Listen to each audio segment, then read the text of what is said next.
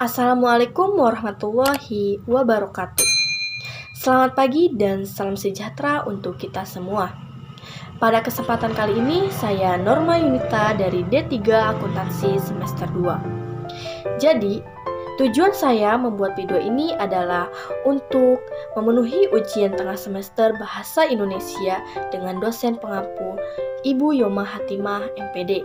Fungsi dan tujuan keterampilan bahasa. Sarana kita berkomunikasi satu sama lain.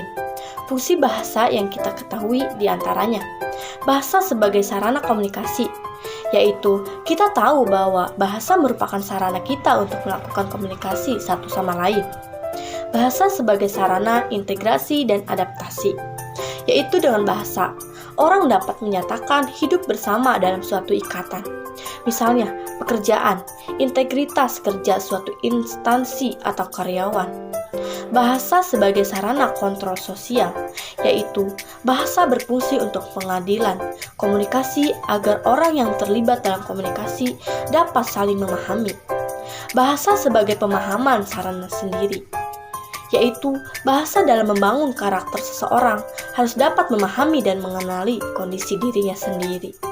Bahasa sebagai ekspresi diri, yaitu bahasa dapat digunakan untuk mengekspresikan diri, misalnya cinta. Bahasa sebagai sarana memahami orang lain, yaitu menjamin memiliki kekuasaan komunikasi. Tujuan pembicaraan biasa dapat dibedakan atas 5 golongan. 1. Pemberitahuan. 2. Menstimulasi. 3. Meyakinkan. Dan 5. Menggerakkan. Aspek keterangan bahasa, keterampilan bahasa atau language skill mencakup 4 keterampilan. Nah, di sini saya akan menerangkan tentang keterampilan menulis, membaca, berbicara, dan menyimak. Keterampilan menulis atau writing skill. Menulis merupakan salah satu jenis keterampilan berbahasa ragam tulis yang bersifat produktif. Menulis dapat dikatakan keterampilan berbahasa yang paling rumit di antara jenis-jenis keterampilan berbahasa lainnya. Ini karena menulis bukanlah sekedar menyalin kata dan kalimat, melainkan juga mengembangkan dan menuangkan pikiran-pikiran dalam suatu struktur tulisan yang teratur. Tujuan menulis dapat diklasifikasikan sebagai berikut. 1. Mengubah keyakinan pembaca. 2. Menanamkan pemahaman sesuatu terhadap pembaca. 3. Merangsang proses berpikir pembaca. 4. Menyenangkan dan menghibur pembaca. 5. Memberitahu pembaca dan memotivasi pembaca. Jenis-jenis menulis adalah 1. Eksposisi. Eksposisi biasa juga disebut pemaparan, yakni salah satu bentuk karangan yang berusaha menerangkan, menguraikan, atau menganalisasi suatu pokok pikiran yang dapat memperluas dan pengetahuan dan pandangan seseorang. Deskripsi merupakan hasil dari observasi melalui panca indera yang disampaikan dengan kata-kata. 3. Narasi atau kisahan.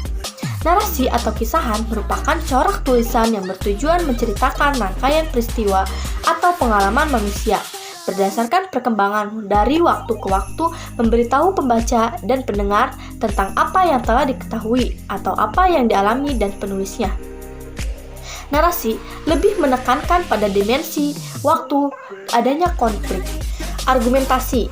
Argumentasi merupakan corak tulisan yang bertujuan membuktikan pendapat penulis, meyakinkan atau mempengaruhi pembaca agar penerima pendapatnya.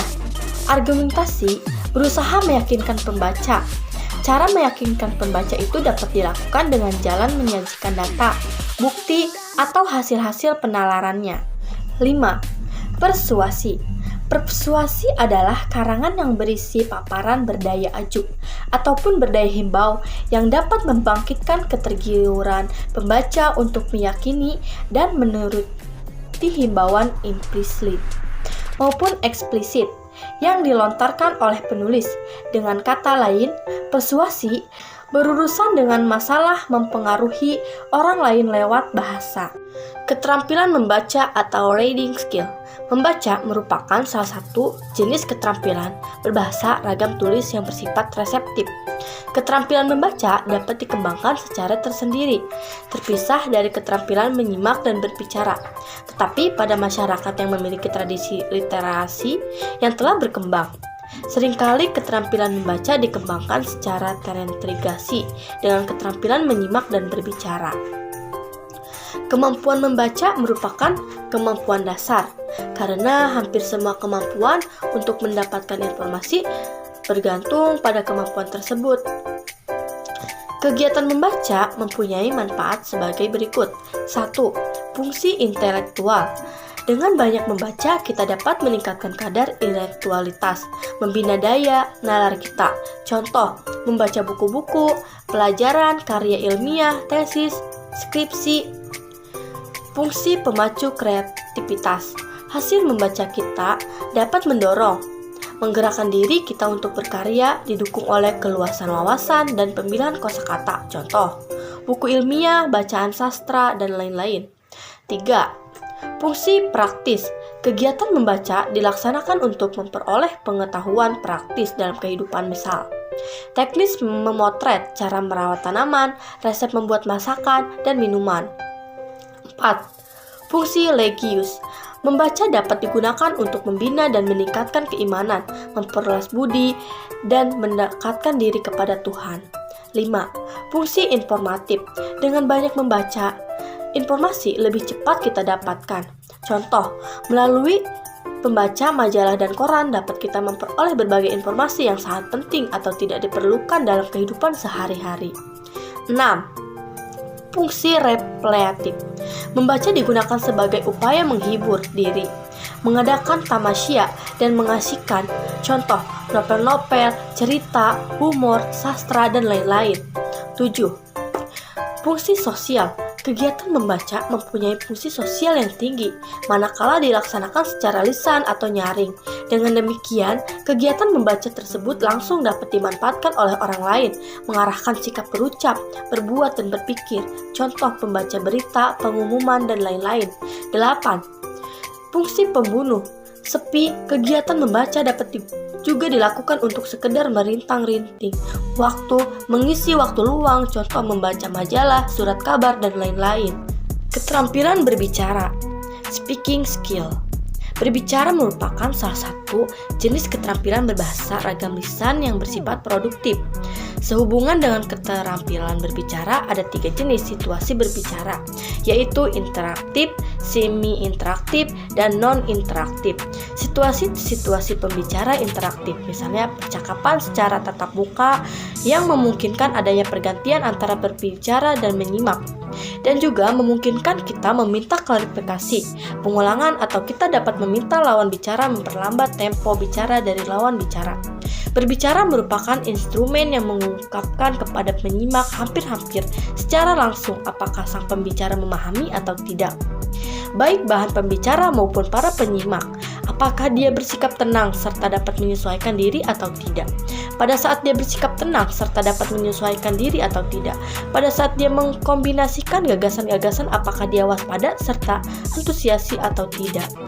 Berbicara merupakan instrumen yang mengungkapkan kepada penyimak hampir-hampir secara langsung apakah sang pembicara memahami atau tidak, baik bahan pembicara maupun para penyimak.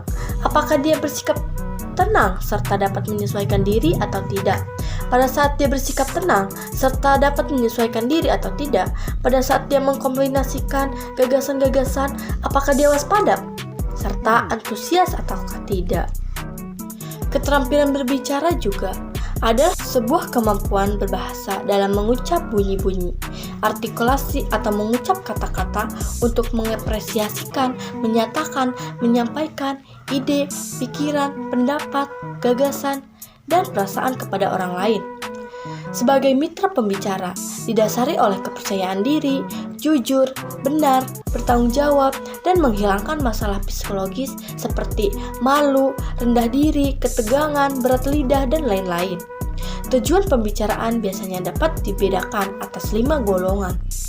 1. Menghibur. 2. Memberitahu. 3. Menstimulasi. 4. Meyakinkan. Dan 5. Menggerakkan. Faktor penunjang kegiatan berbicara. Faktor penunjang pada kegiatan berbicara sebagai berikut. Faktor kebahasaan meliputi 1. Ketetapan ucapan. 2. Penempatan tekanan nada, sendi atau durasi yang sesuai. 3. Pilihan kata. 4. Ketetapan penggunaan kalimat serta tata bahasanya. 5. Ketetapan sarana pembicaraan. 6. Faktor non-kebahasaan. 7. Sikap yang wajar, tenang dan tidak kaku. 8. Pandangan harus diarahkan ke lawan bicara. 9. Kesediaan menghargai orang lain. 10. Gerak-gerik dan mimik yang tepat. 11. Kenyaringan suara. 12. Kelancaran. 13. Relevisi penalaran. Dan 14. Penguasaan topik. Situasi menyimak secara non-interaktif. Hakikatnya, menyimak adalah mendengarkan dan memahami isi bahan simakan. Adapun tujuan menyimak adalah menangkap, memahami, atau menghayati pesan ide atau gagasan yang tersirat dalam bahan simakan. Strategi pembelajaran menyimak. 1. Relevan dengan tujuan pembelajaran. 2. Menantang dan merangsang mahasiswa untuk belajar. 3. Mengembangkan kreativitas mahasiswa secara individual ataupun kelompok. 4. Memudahkan mahasiswa memahami materi pembelajaran. 5. Mengarahkan aktivitas belajar mahasiswa kepada tujuan pembelajaran yang telah ditetapkan. Nah, itulah pembelajaran pembahasan tentang mengenai keterampilan menulis, keterampilan membaca, keterampilan berbicara, dan keterampilan menyimak dalam aspek perguruan tinggi. Mungkin itu saja pembahasan dan pemaparan dari saya. Kurang lebihnya, mohon maaf. Wassalamualaikum warahmatullahi wabarakatuh.